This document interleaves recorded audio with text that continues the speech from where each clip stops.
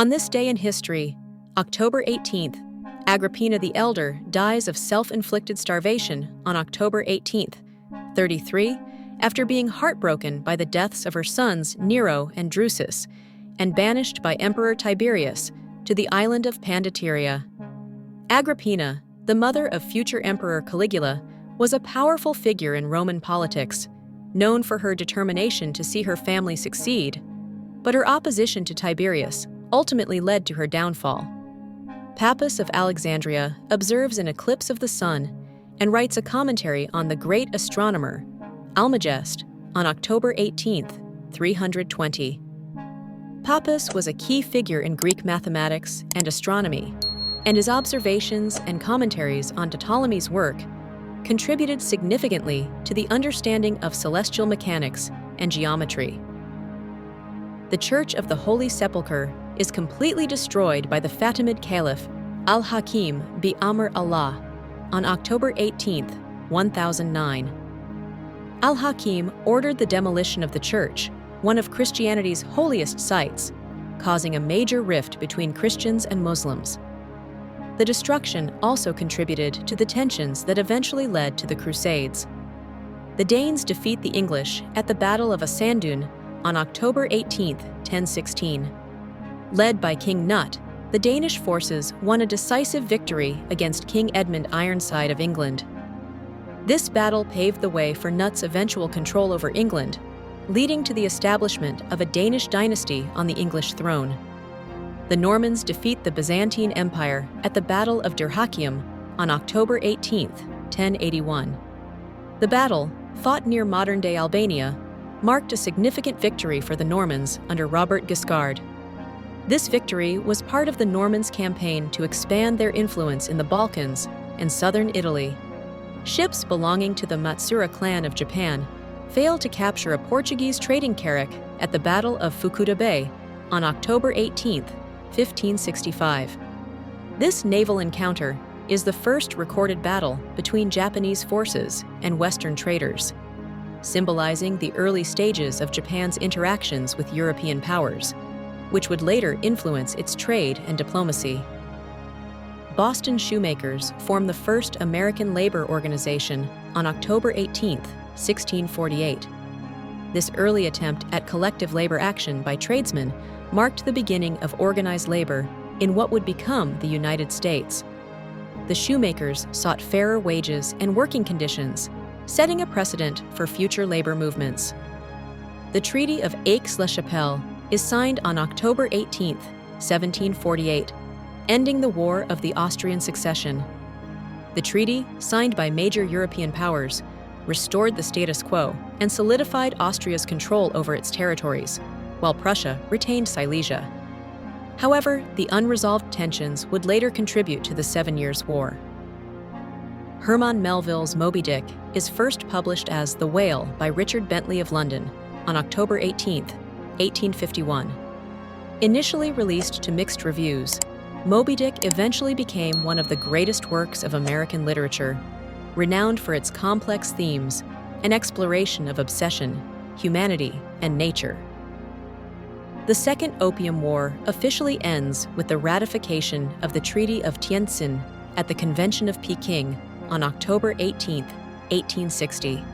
This treaty, one of the unequal treaties, forced China to make significant concessions to the British and other foreign powers, opening more ports to trade and ceding territory, including Kowloon to Britain.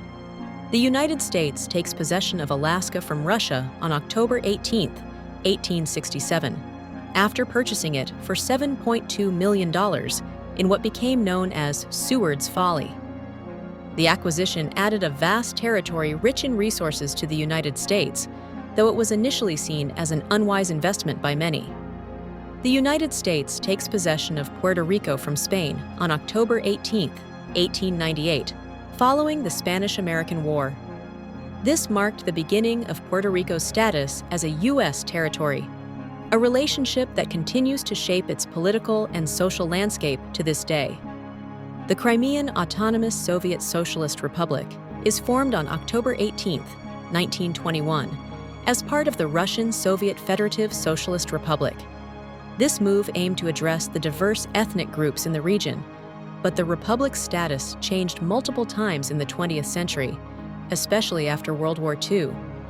The British Broadcasting Company, BBC, is founded on October 18, 1922, as a consortium of radio manufacturers to establish a nationwide broadcasting service.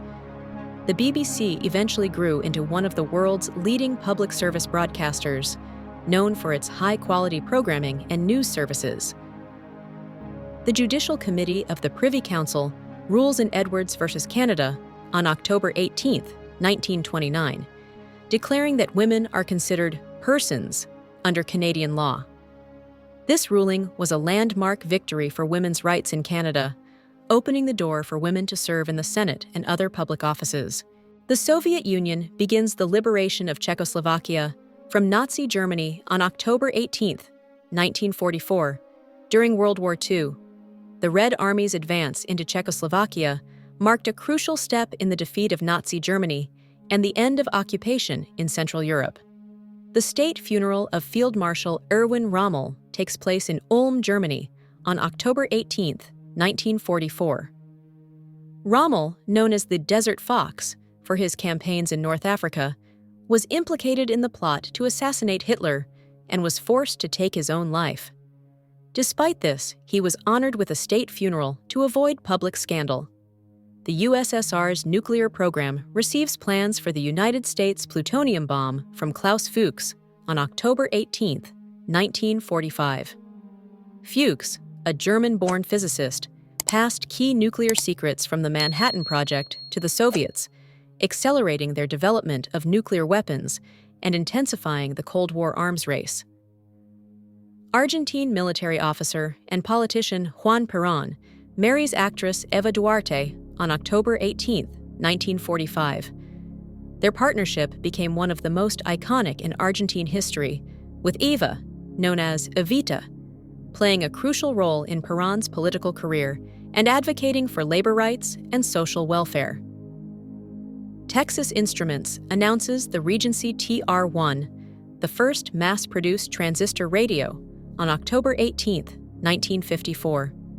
The compact portable device revolutionized the electronics industry and made radio technology widely accessible to the public, marking a major shift in how people consumed media. Félicette, a black and white female Parisian stray cat, becomes the first cat launched into space on October 18, 1963. As part of a French space mission, Félicette was sent into space to test the effects of weightlessness on animals. She returned safely, contributing to early space research.